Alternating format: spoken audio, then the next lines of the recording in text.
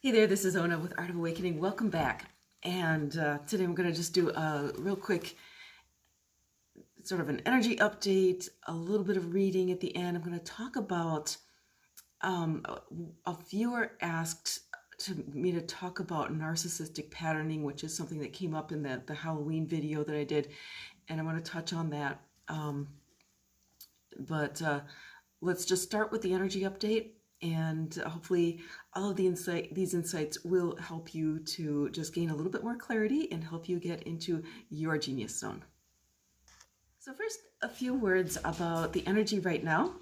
And we are really moving into an exciting week. We've got the full moon in Taurus on November 12th. We've got the 11/11 portal tomorrow, which is really beautiful, exciting, and I don't even remember what else is up here, but what I'm really feeling right now is especially this 11/11, this full moon, is really bringing in, just really ushering in a new energy. And I can feel just a real charge in the air, and it feels a lot to me like, if you're behind stage and the curtain's about to go up, but it's those moments of silence where you can hear the audience settling, and the actors are behind stage, and we're sort of like,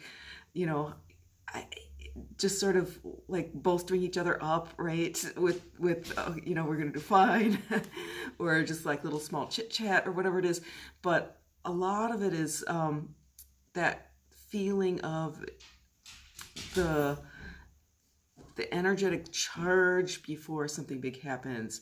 I'm also getting, for some reason, this big kind of scene of before a battle, right, where you've got the troops that are kind of restless, but they're also very kind of still, right? There's the generals that are sort of, all the plans have been laid, right?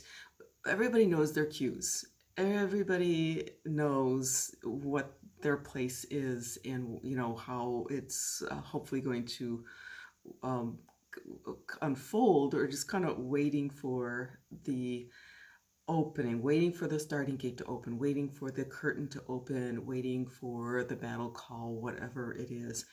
And so this is a really charged time, but it's also a time, it's like this, almost kind of this last call, because I'm feeling like in the next few months, especially December through February or so, we're going to see like opening and opening and opening. I keep getting like this almost like this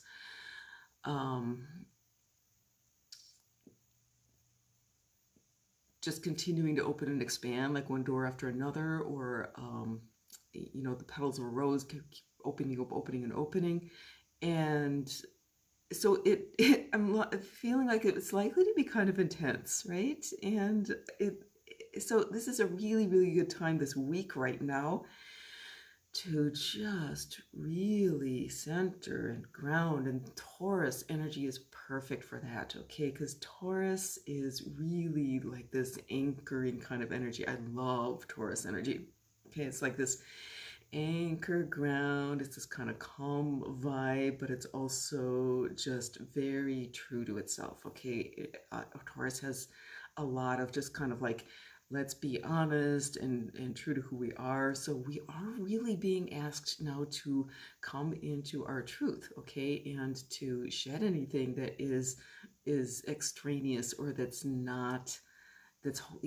anything that's not really yours is only going to be, kind of, the words are coming in as like ripped away. Be ripped away from us. So it's much easier to just take it off right now. So this is a really good time to sit back and kind of reflect on and be really honest with yourself. Like, what do I really feel? And there's no wrong, right? There's no wrong. So it's like removing any kind of sense of shame or blame about who we are, okay? And so that really ties into this next section. I'm going to talk about the narcissistic patterning, and then after that we'll have a quick reading, and then that we'll let you go for the week, right? So I had a viewer ask me to speak on this topic about narcissism and narcissistic patterning. So I just want to first start off with a little bit of a disclaimer that I am not a psychotherapist. I am not a psychological counselor. I do not have training in, any kind of narcissistic being any kind of authority on this subject.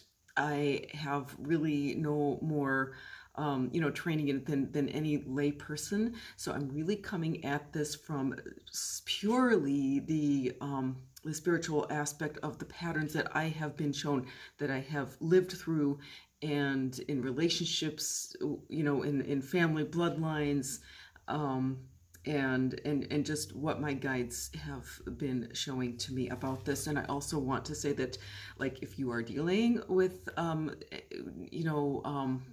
this specifically, and if you're looking specifically for help with dealing with narcissism, that's not what I do. I work with people to really expand their spiritual awareness and help them to find their own spiritual genius zones, or their genius zone in life through opening, with the assistance of spirit.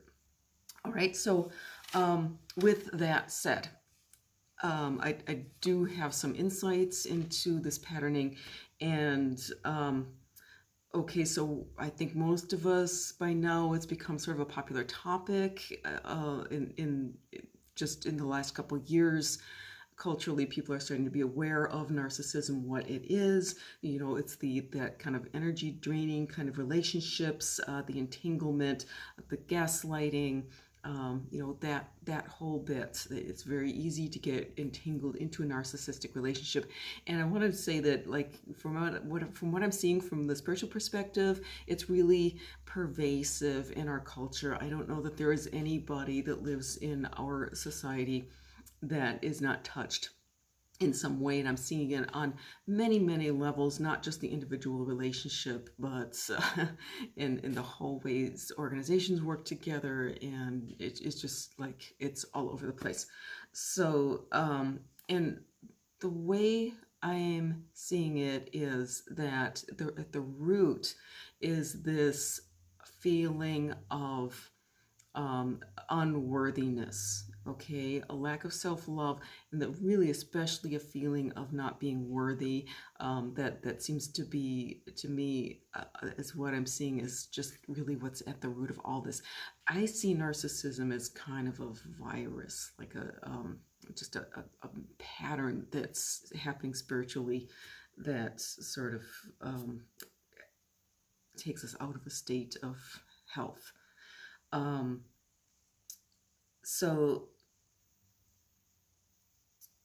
Okay, and that's with this feeling of unworthiness, and what's that is driven by is like blame and shame. So feelings of guilt, feelings of shame, feelings of, I'm not good enough, I'm not worthy, and this is what's lying underneath a lot of the bravado and a lot of the self-aggrandizement that you see in a narcissist. It's really masking a sense of insecurity. They're feeling this so deeply, and it's hurting so badly that they've got to counteract it in whatever way they can, and it comes out as self-aggrandizement. Okay, so one thing that I have noticed, and that I'm really rather concerned about, is that there is a game being widely played, and I call it blame the narcissist. Okay, so what happens is when somebody comes out of a narcissistic relationship, and it's really, really hard because it's very entangling, okay, because when a person is infected with the narcissism virus, right, and they feel like they there's something in them that just feels, it becomes like this black hole that they just need. There's this need that's not being filled, and it's love, right? It's love. And so they just suck it in, and they take and they take and take. But it's like when people start pulling themselves out of this, it takes a lot of effort, right? Because it's usually somebody who's very compassionate, or, you know, has a lot of empathy, right? Who gets pulled into these relationships. And you want to help the person, and your heart just goes out to them in whatever way you just got caught into that. And so it takes a lot of will, and it takes, and sometimes you got to kind of just backlash with that person and really pull yourself away. So I understand why. It's like this creating boundaries and creating fences and whatever. But what it often comes out as is like, okay, it's just, you know, to separate oneself from that person, what people often end up doing is blaming them, right? And setting them and sort of like depersonifying them and villainizing them, right? There's a lot of vilifying of the narcissist, and it's like, oh, that narcissist, they just want to take from you, and they want to take you for everything they've got, and yeah, that's what it looks like, right? But let's keep in mind that this is a human being. It's a human being with a soul who has been hurt very, very badly. And let's separate the person from the disease, which is what it is, okay? And if a person comes down with the flu, we don't, you know, say, oh, that person is a flu, right? And they're just nasty, and they're going to make me, right? We say, oh, that person is struggling with the flu, or they are succumbing to it, or they're recovering from it, or, you know, they're contagious right now. But we don't, you know, we don't expect that we don't equate the person with the flu, right? And I'm seeing this the same way with the narcissistic pattern, which calls for compassion. And I want to make the distinction between compassion, okay, which is kind of understanding what's going on and still loving the person, loving the soul. There's a difference between that and sympathy, which is really kind of getting sucked into that person, right? And into, then you get sucked into the whole belief. That's what people tend to get sucked in through sympathy. So we want to get out of sympathy and don't identify with all their pain, which is what happens with a codependent, and back into compassion, where we can understand, we can have understanding, we can still love the soul, but we also have boundaries, and we realize that what's theirs is theirs, what's mine is mine, and have respect for ourselves. Now, I am noticing that this polarity between codependent and narcissist, you know, we make that distinction, but honestly, I see it as a sliding scale, that it's like you're both infected, right? It's just manifesting in two polarized different ways. And I have seen patterns where the person who identifies themselves as a codependent also exhibits narcissistic behavior, because really it's the same virus, right? And depending on what relationship you're in and what happens within, and depending on context, it can manifest in either of these ways, right? And the thing that needs to happen to get out of it is awareness, right? Consciousness, becoming conscious about it. And so if you're involved, or if you identify with this whole narcissistic scene, it's really important. I think that the core thing to start really doing is working on, you know, you don't have to pick apart the whole relationship. Just work on yourself, work on the self-love, work on the gratitude, okay? Because that's one thing with the narcissistic thing, is that there's a lack of gratitude. And when you start bringing gratitude in, the gratitude is this acknowledgement that you've received and that you're worthy to receive, right? So the gratitude is a huge antidote, huge antidote to this whole narcissistic patterning, okay? Gratitude and accepting, learning to accept and receive the love, learning to accept and receive love, and especially self-love, love from spirit, okay? because what's happened is it's like it's in narcissism, it's a disconnection from spirits, from knowing that we are loved and trying to get it from somebody else, right? So remember this,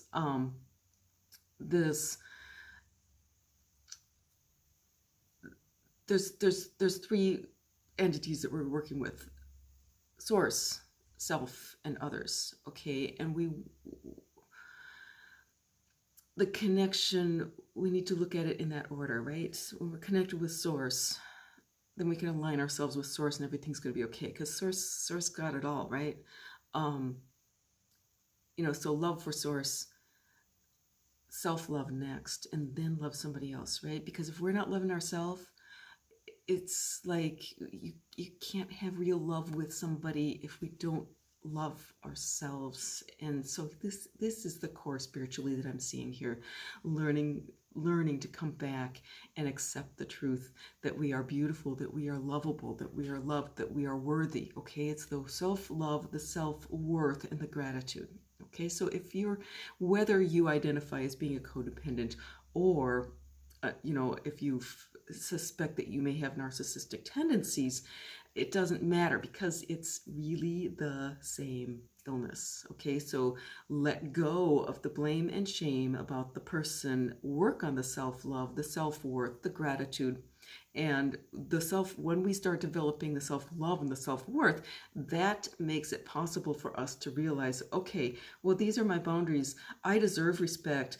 If that person isn't respecting me, then I need to vary without blaming and shaming. And here's the thing, without blaming and shaming, okay, to lay our boundaries and just, sometimes we need to leave the relationship, because a lot of times with a narcissist, they'll see you setting your boundaries, and they'll go into the whole thing that makes you feel like you don't have any rights to have boundaries, right? Or that you're ruining their life or something because you set your own boundaries, right? So it's really being able to distinguish, their nonsense. It takes ninja kind of awareness, but it can be done. It's just like coming back and back again and back again to working on the awareness and the self-love.